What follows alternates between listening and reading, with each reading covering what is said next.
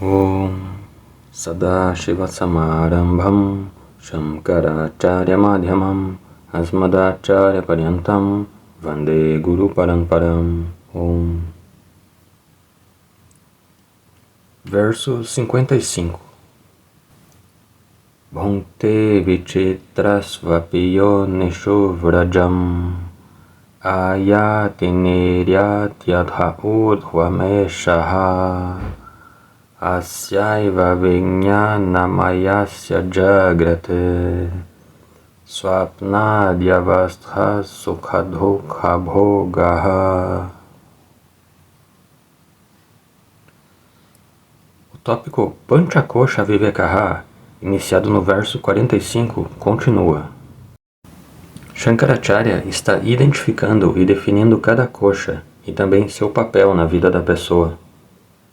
Dos 5 koshas, já abordamos Annamaya, Pranamaya, Manomaya e agora estamos em Vijnanamaya, o mais importante, porque Vijnanamaya corresponde a Karta Bhokta, que é chamado Jivaha, que tem livre-arbítrio, que decide o curso da vida. Portanto, Vijnanamaya é tratado detalhadamente em nosso livro, do verso 52 ao verso 56. E estávamos vendo o verso 55 na última classe, onde Shankaracharya diz que somente este Vijnanamaya se torna o Karta. E como um Karta, o Jiva realiza tanto Shastriya Karmani quanto Laukika Karmani, ou seja, a atividade escritural, bem como a atividade mundana. E devido a Raga, Dvesha, Kama, Krodha, etc., algumas das atividades são feitas seguindo o Dharma, e algumas delas violam o Dharma. Portanto, o Jiva adquire Punyan e Papam no processo. E o Punyan e Papam são resultados invisíveis de boas e más ações. Esses Punyan e Papam serão posteriormente convertidos em Sukham e Dukham, prazer e dor. E uma parte do Punya Papam, chamada Agami, pode frutificar neste Janma, ou em um Janma posterior. E quem realiza o Karma terá que experimentar seu resultado. O resultado do Karma de uma pessoa não pode ser experimentado por outra pessoa, a menos que haja um Karma específico, como por exemplo um sacerdote realizando um Karma em nome do Yajamana. Exceto nessas ocasiões especiais, a regra geral é que quem realiza o Karma terá que passar pelo resultado. O Karma dos pais não afetará os filhos. Há uma crença errônea entre as pessoas, especialmente no sul da Índia. Eles dizem, é o Punya de nossos pais que estamos recebendo. Não. O resultado do Karma de cada um, apenas a pessoa em particular terá que experimentar. Yaha karta bhavati, saha bhokta bhavati. E o Karma Phalam presente, o resultado do Karma presente, eu posso experimentar tanto através deste corpo, quanto às vezes através de corpos futuros. Portanto, Punyan e Papam se tornarão responsáveis por Punarjanma. Shankaracharya diz aqui, Vichitrasu Yonishu Vrajam. Yoni, neste contexto, significa corpo. Assim, entrando em diferentes Sthula Sharirans, ou diferentes Annamaya Koshas, Bhunkte Api. O mesmo Jivatma, Ahankaraha, desfruta ou experimenta o Karma Phalam. Hayati, Niryati, Adha Urdhvameshaha. E Shaha significa o Vijnanamaya Karta Jivaha Ahankaraha. E Adhaha, Hayati, desce. Urdhvan, Niryati, e às vezes sobe para um loka superior, quando o Punyan frutifica.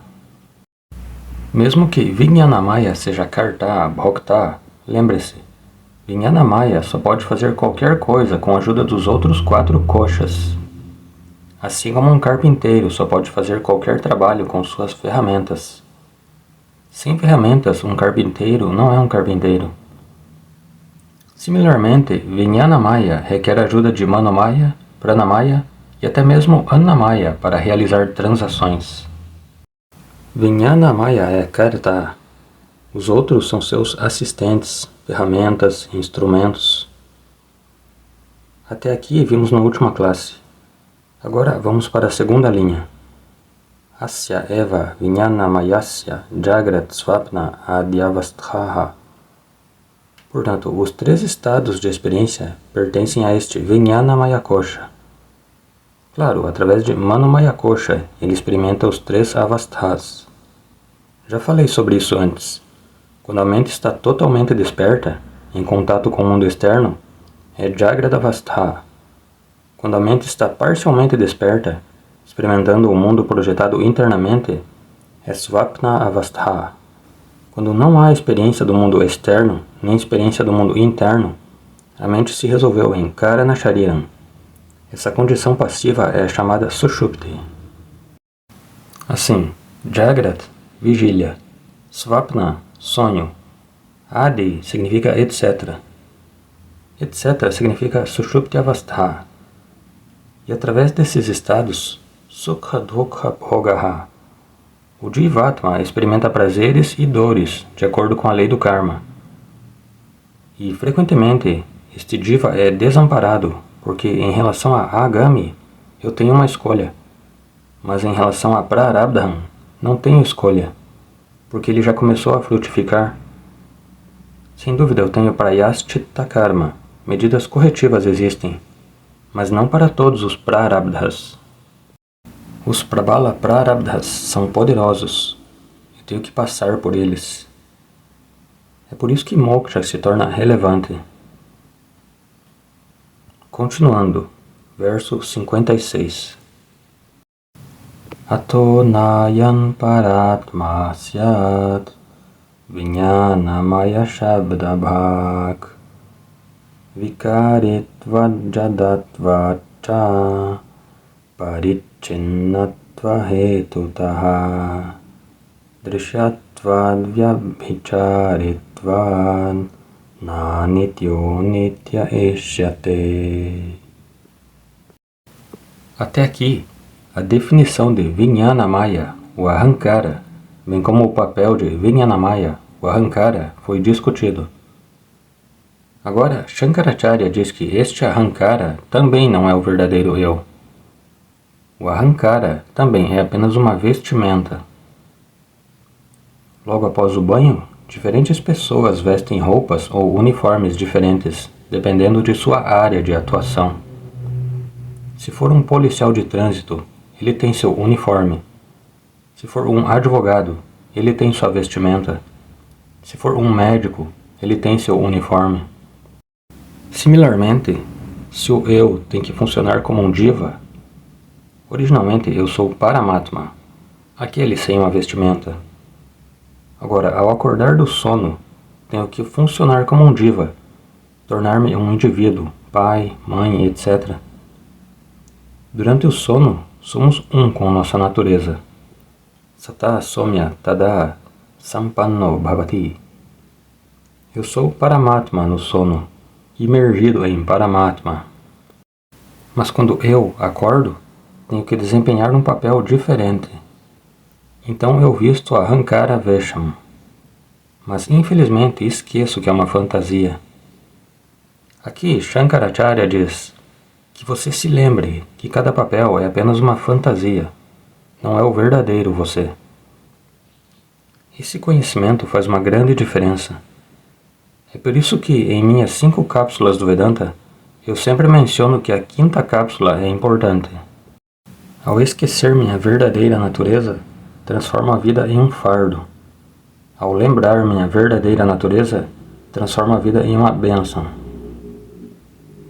Então, quem sou eu? Eu não sou o Ahankara. Portanto, ele diz, Ayam Ahamkaraha Vijnanamayaha Paratma na Syat. Não é Parama Atma, o verdadeiro eu. O verdadeiro eu não é. Por quê? Ataha. Ataha significa por causa do seguinte grupo de razões.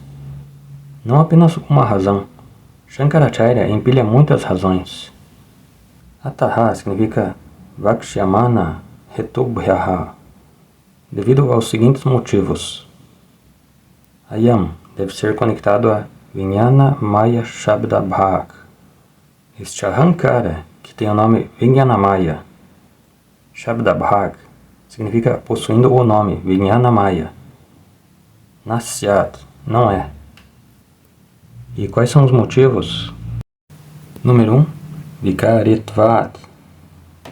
Vijnana Maya, Ahankara, é Karta, Bhokta. E como um Karta e Bhokta, ele tem que realizar diversas ações, o que significa transformação. A modificação tem que ocorrer. É por isso que ficamos cansados à noite. O trabalho em casa apenas dobrou nosso trabalho. Sentamos-nos em frente do computador das 8 às 23 horas e permanecemos ativos. Assim, o Jiva se cansa. Isso significa que ocorre uma transformação, Vikaritvat. Mas Atma é Nirvikaraha. Portanto, Savikara Ahankaraha, Nirvikara Atma na Bhavati. Eles são totalmente opostos em natureza. Número 2. Jadatvat Cha. Ahankara Vijnana Maya é Jadaha, nascido de Sattvaguna dos 5 elementos sutis. Portanto, é Jadaha, inerte. Você deve adicionar inerte por si só, mas agora parece senciente por causa da consciência emprestada. Anuvrajachet Pratibimba Rupaha.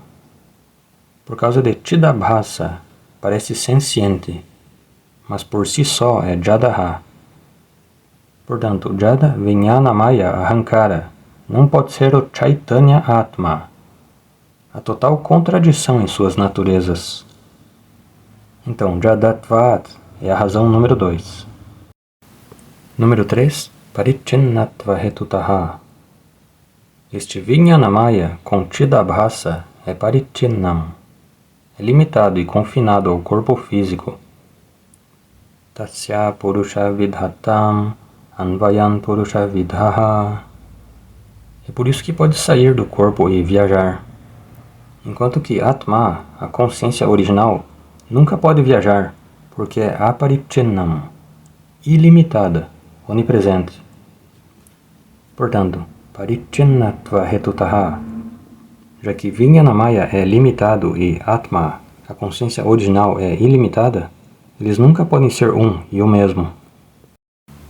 Número 4. Drishatvad. Drishatvad significa que este Vijnana Maya também é um objeto da minha experiência. É chamado Sakshi Bhasyam, Sakshi Pratyaksham. Eu empresto Chidabhasa a Vijnana Maya, e Vijnana Maya torna-se brilhante, assim como a lua se torna brilhante quando iluminada pelo sol. E com Chidabhasa, Vijnana Maya torna-se conhecido por mim, objetificado por mim. Todo conhecimento que surge, eu conheço. Qualquer conhecimento que eu não tenha, eu conheço. Então, o conhecimento é um objeto, a ignorância é um objeto, a confusão é um objeto. Todos estes pertencem a Vijnana Maya. Todas essas condições eu conheço. Portanto, é Drishyam. Enquanto que eu, Atma, sou Drik, o vidente. E o vidente nunca é o visto, nunca é objetificável. Assim, Drishatvat. E a conclusão é Ayam na Paratma. Portanto, Vijnana Maya não é o eu original. Devemos ler isso após cada razão. E a próxima razão? Vyabhicharitvad. Vyabhichari aqui significa desviante, inconsistente, irregular, transitório, instável. Em resumo, sujeito a chegadas e partidas. Não permanentemente disponível para mim. Ahankara está disponível em Jagradavastha. Ahankara está disponível em Swapnavastha. Mas no momento em que entro em Sushupti, sono profundo, a noção de eu desaparece. Eu não consigo nem dizer, estou dormindo. Não é que Ahankara seja destruído ou tenha desaparecido. Ele é resolvido. Resolvido significa que é como se não existisse, não está disponível. Portanto, é chamado de Vyabhichari. enquanto que eu, a consciência original, sou Avyabhichara Swarupaha, permanente e estável. Mesmo a ausência da experiência do eu Ahankara em Sushupti é devido à consciência. É por isso que após despertar, sou capaz de dizer, eu não sabia de nada. Mesmo a individualidade estava ausente. Indra diz na Chandogya, esse Sushupti não posso aceitar como o verdadeiro eu, porque naquele momento, eu como Ahankara, a individualidade, não existia. E a consciência eu, o verdadeiro eu, ilumina essa ausência de Ahankara. Assim, Vijnana Maya é Vyabhichara Swarupam, instável, enquanto que Atma é Avyabhichara Swarupam, sempre constante. Como podem o desviante e o não desviante ser equiparados? E finalmente, Anityaha. Este Ahankara, ou este Vijnana Maya, ou este Sukshma Shariram, está disponível apenas durante o Srishti atual. Durante cada Pralayam, o Sukshma Shariram, incluindo o Vijnana Maya, termina. É por isso que falamos sobre a origem da mente no Shastra, na Mundaka. Todos eles nascem, e tudo que nasce terá que morrer. Portanto, Vijnana Maya é Anityaha. É claro que, durante Moksha, ele morre permanentemente, enquanto que Atma é Nityaha. Assim, Shankaracharya pergunta, Anityaha Katham Nityaha Bhavati? Anityaha, na Nityaha, está ali. Temos que ler como Anityaha Vijnanamayaha Nityaha Atma na Ishyate. O Vijnanamaya impermanente não pode ser considerado o mesmo que o Atma permanente, portanto, Neti. Ao longo da discussão, o que estamos fazendo é Neti. Considere cada fator de Atma e estabeleça sua inaplicabilidade ao Kosha, que é Anatma. Assim, o despojamento está acontecendo agora. Na Anityaha Nitya Ishyate. Portanto, Atma Vijnanamaya Viveka está completo. Panchakosha Viveka é o nosso projeto. Até agora, 4 koshas foram considerados e rejeitados como Anatma. Agora, devemos entrar no 5º kosha. Antes disso, devemos lembrar que, com Vijnanamaya Kosha, o Sukshma Shariram foi totalmente negado. Pranaha, Manaha, Vijnanamaya Kosha juntos formam Sukshma Shariram. Portanto, negamos tanto Sthula quanto Sukshma Sharirams. Agora, estamos entrando no mais sutil, que é Karana Shariram, também chamado de Anandamaya Kosha. Um tópico muito sutil, que exigirá muito exercício e aplicação intelectual. Leremos o verso 57. Ananda Pratibimba Chumbita Tanoho Vrittista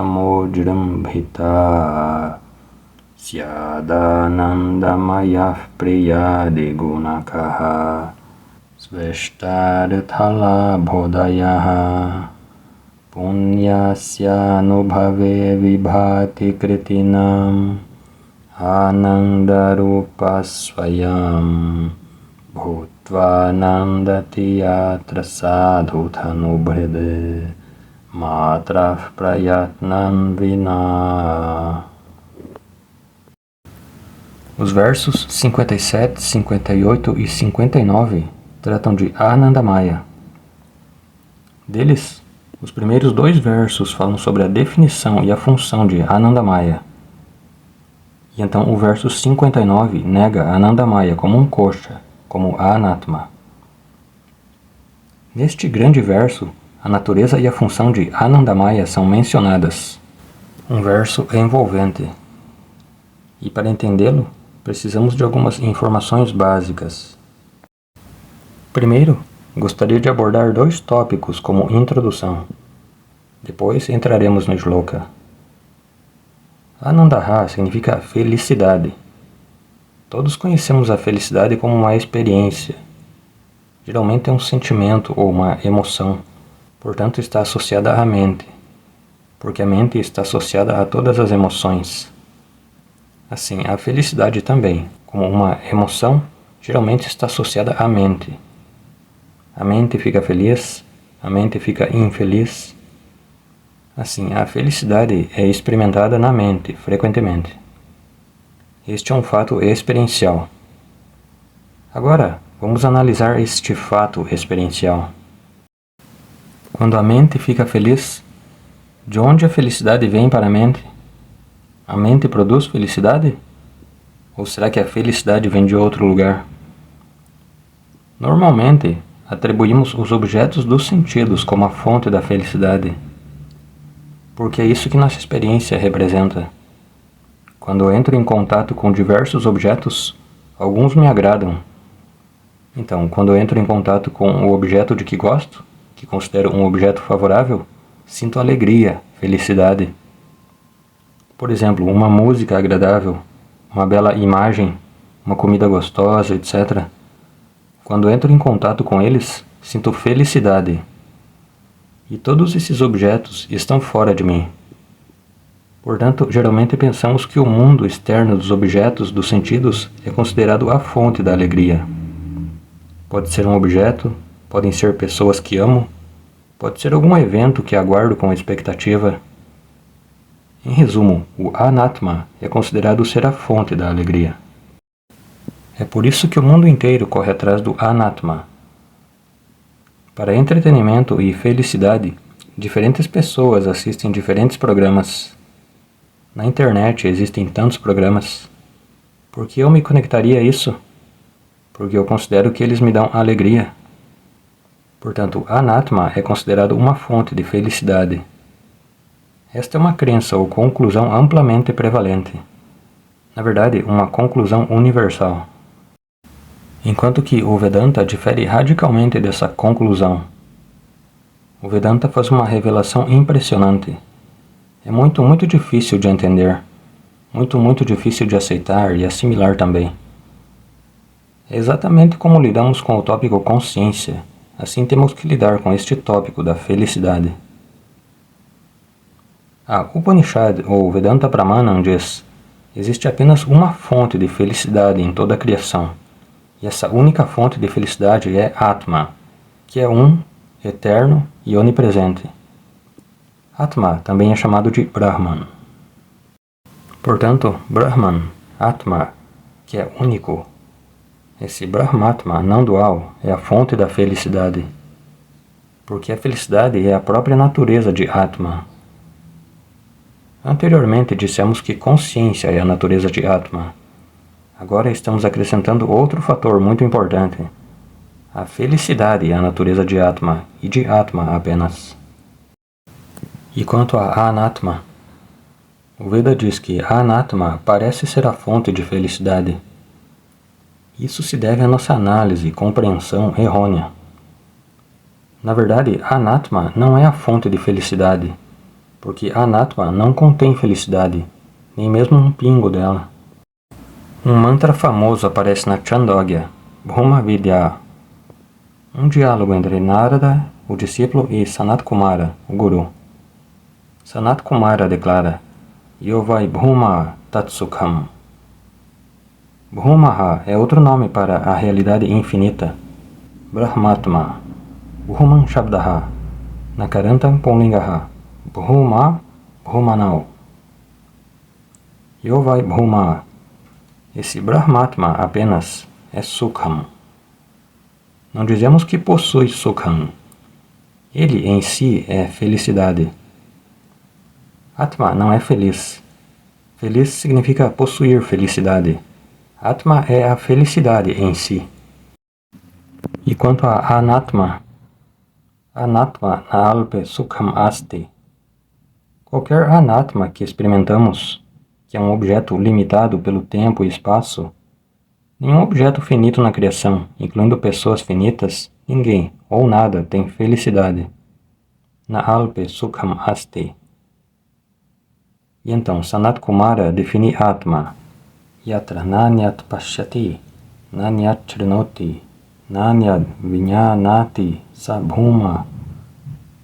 Aquilo que é indivisível e onipresente, e que somente Atma é da natureza de Sukham. Tudo o que é uma entidade dividida é um objeto diferente de eu. É finito e não possui felicidade. Portanto, nenhum objeto sensorial pode dar felicidade. E quanto à mente, a mente também é anatma. Assim, é limitada e não contém felicidade. Então, sempre que a mente se torna feliz, de onde vem a felicidade? A Upanishad diz que a felicidade vem para a mente do Atma. Anteriormente dissemos que a mente empresta consciência do Atma. Agora estamos adicionando outra dimensão muito importante. A mente não apenas empresta consciência, mas também empresta felicidade do Atma. Ela empresta consciência o tempo todo, que está continuamente disponível durante todo o período de vigília. E a mente também empresta felicidade do Atma, mas não o tempo todo, apenas de vez em quando, em ocasiões especiais. Portanto, os 5 fatores que vimos para a consciência, o Vedanta aplica para a felicidade também. Certo, quais são os 5 fatores da felicidade? Número 1. A felicidade não é parte, produto ou propriedade de nenhum objeto sensorial, incluindo a mente, a anatma. Número 2. A felicidade é um princípio espiritual que existe independentemente e permeia a mente de vez em quando. Em ocasiões propícias, ela permeia ou se reflete na mente, e essa felicidade refletida é chamada Pratibimba Ananda. Anteriormente falamos sobre Pratibimba Chaitanyam. Agora estamos falando sobre Pratibimba Ananda. Assim, com a felicidade refletida, a mente ocasionalmente se torna feliz. E o terceiro fator, a felicidade não é limitada pelas extremidades de nenhum objeto sensorial, incluindo a mente. A felicidade é onipresente. A felicidade, que também é chamada de consciência, é onipresente. E número 4, a felicidade continua a existir, mesmo quando a mente está resolvida. A felicidade original continua a existir, mesmo quando a mente, o meio refletor, desaparece. Ela continua em uma forma não experiencial. Ela continua a existir na forma de consciência, ou na forma de Purnatvan. Ela continua. E o quinto fator, a felicidade pura e original, sempre disponível, Bimba Ananda, não está disponível para ser experimentada em todos os momentos, já que o meio refletor, uma mente propícia, não está disponível. Como não é felicidade experiencial, você não pode entrar em contato e experimentá-la. Portanto, a mente, em condições propícias, reflete a felicidade original, Bimba Ananda. Certo, e quanto aos objetos dos sentidos? Como é que eu obtenho felicidade quando entro em contato com os meus entes queridos? O Vedanta diz que os objetos externos não dão felicidade à mente. Os objetos dos sentidos ajudam a tornar a mente calma e satisfeita, porque aquele objeto, pessoa ou situação em particular me agrada. Quando ouço um programa de música carnática, porque amo música carnática, isso se torna meu raga ou kama. Então isso é capaz de acalmar minha mente, de aquietá-la. A mente rajásica, então, se torna não rajásica, calma. Pode ser sátvica ou tamásica, não nos importamos com isso. Ela se torna uma mente não rajásica, calma. Até aqui é o papel dos objetos dos sentidos.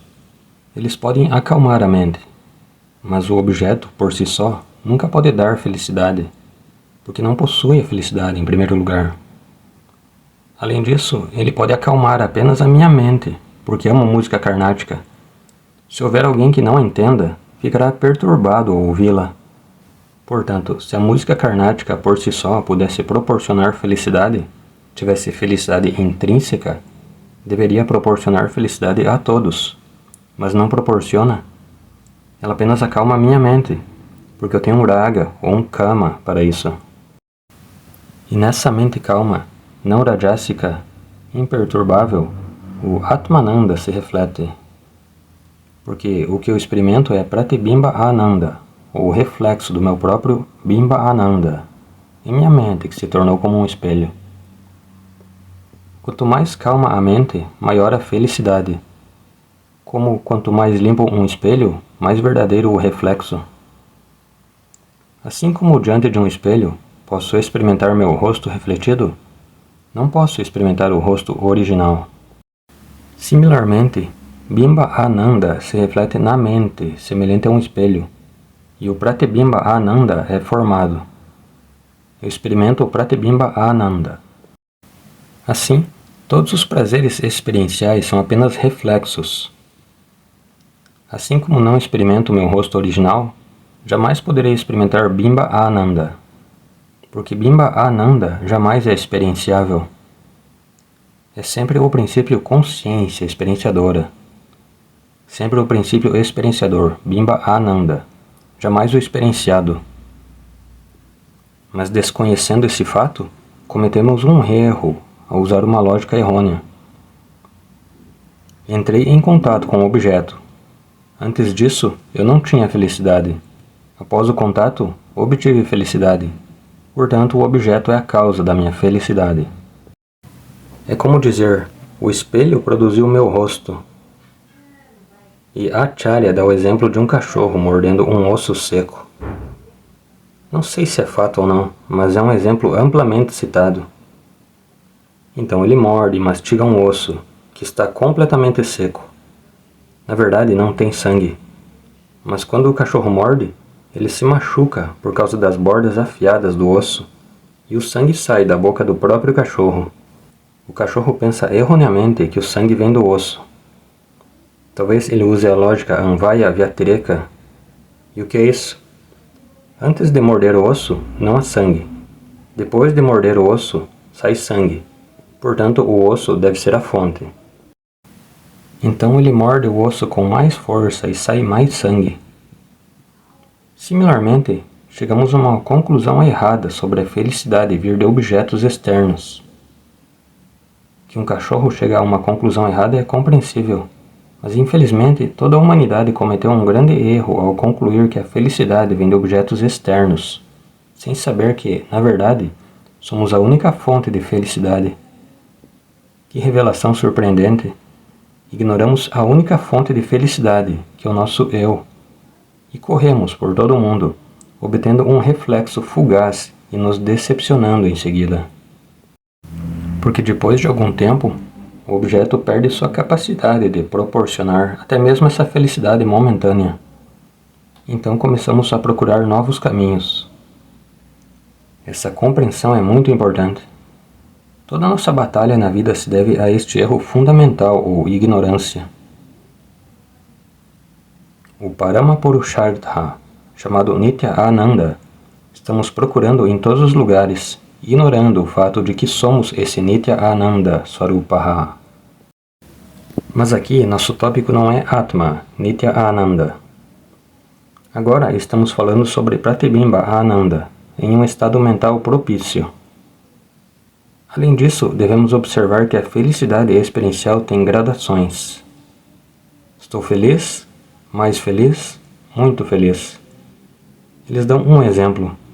Quando vejo um objeto de que gosto em uma loja, talvez um telefone, um relógio que estou procurando há muito tempo, esse simples Ishtadarshanam, olhar para a vitrine do objeto, me dá alegria. Então entro e o compro. Até então ele pertencia ao lojista.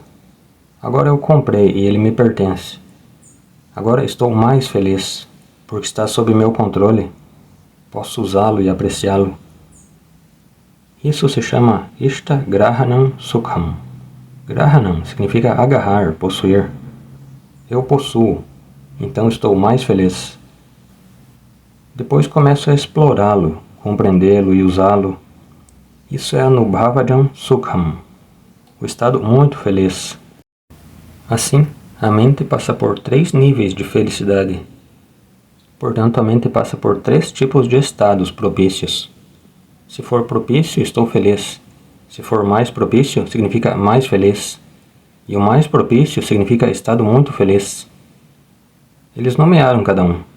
Estados Priya, Moda e Pramoda. Isso é chamado de Vritti em sânscrito. Então, Priya, Moda e Pramoda Vrittis. Em um desses estados, Atmananda se reflete. Estou discutindo muitas ideias, sem nem mesmo esperar para ver se você entendeu, se você está registrando isso. Mas, de qualquer forma, precisamos abordar alguns detalhes técnicos mais específicos. Então, a próxima pergunta que fazemos é: qual é esse estado de espírito propício? Então, vamos a uma análise mais aprofundada. O Vedanta faz uma observação importante. O estado de espírito propício é, na verdade, o estado de espírito resolvido. Somente quando a mente está resolvida, somente nessa condição, haverá reflexão de Ananda. Porque uma mente ignorante, uma mente agitada, produz continuamente infelicidade, pensando continuamente em algum trabalho a ser feito. E tenho que terminar isso ou aquilo. Constantemente está estressada, constantemente está ansiosa, constantemente está insegura. A mente ignorante produz infelicidade continuamente. Esta é a conclusão do Vedanta. E a infelicidade também se apresenta em vários graus, de leve ansiedade ao pânico. Por isso foi dito: Mana eva manushyanam karanam bandha mokshayoho. Portanto, enquanto houver uma mente ativa, com Rajoguna totalmente ativo, não há Ananda possível. Toda vez que nos tornamos felizes, isso apenas significa que a mente está se resolvendo. Então, a mente ignorante tem que ir embora. E ela pode ir embora apenas de duas maneiras. Temporariamente, ela pode ir resolvendo-se em Karana Shariram, já que a mente pertence ao Sukshma Shariram, e Sukshma Shariram nasce do próprio Karana Shariram. Portanto, a mente ignorante precisa se resolver temporariamente em Karana Shariram, então haverá felicidade. Isso acontece durante o sono, naturalmente. Ou a mente ignorante deve se tornar uma mente sábia, então também haverá felicidade. E o mais barato é o quê? A resolução da mente devido a condições favoráveis. Quando tudo está bem, fecha os olhos e a mente se volta para dentro. Ela se resolve. Costumo citar uma afirmação popular. Algumas pessoas trazem felicidade onde quer que vão, e outras sempre que se vão. Espero que você entenda. Assim, uma mente sábia traz felicidade onde quer que vá, e uma mente ignorante traz felicidade sempre que se vai, sempre que se resolve. Uma mente propícia é uma mente resolvida. E de acordo com o Vedanta, Ananda não se reflete na mente. Esta é uma observação mais refinada. Ela se reflete na mente propícia. Para concluir, uma mente propícia é igual a uma mente resolvida, que é igual Karana Shariram. Em outras palavras, Karana Shariram é o meio refletor para Bimba Ananda. Essa é a conclusão final do Vedanta. E os Priya, Moda e Pramoda são tratados como os vritis de Karana Shariram. Pode-se dizer, eles são os vritis da mente resolvida, de vários graus de resolução. Ou o Vedanta conclui que esses Priya, Moda e Pramoda são vritis pertencentes a Karana Shariram.